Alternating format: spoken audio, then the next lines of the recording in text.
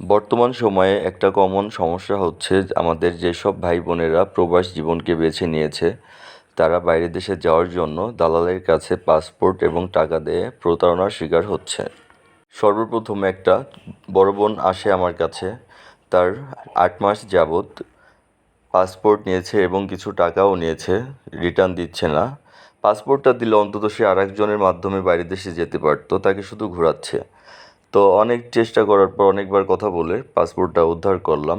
এরপর আর অনেকেই এসে এই বিষয়টা আমাকে অবগত করেছে। এটা আমার আগে জানা ছিল না।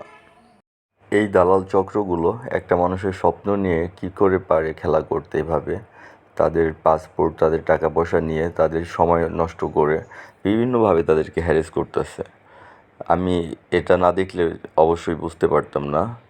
ঊর্ধ্বতন কর্মকর্তাদের নিকট আমার একটাই মেসেজ, এগুলার সঠিক পদক্ষেপ নিন, দালাল মুক্ত করুন এই বিদেশগামী প্রবাসী ভাই বোনদেরকে। লিগ্যাল ওয়েতে এরা যাতে যেতে পারে সেই সুযোগ করে দিন। আর দালালদের বিরুদ্ধে কঠিন থেকে কঠিনতর ব্যবস্থা নিন, তাহলে আর কেউ এরকম করার সাহস পাবে না। ধন্যবাদ। যেসব ভাই বোনেরা প্রবাসে যেতে যাচ্ছেন তাদের উদ্দেশ্যে বলবো, আপনারা দালালের চক্রান্তে পড়বেন না। আপনারা লিগ্যাল ওয়েতে যাবেন। আপনারা টাকা দিয়ে কেন যাবেন এভাবে অবৈধভাবে?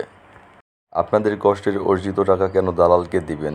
আপনারা লিগ্যাল ওয়েতে যাবেন, গভর্নমেন্ট রুলস অ্যান্ড রেগুলেশন মেনে ওই প্রক্রিয়ায় যাবেন।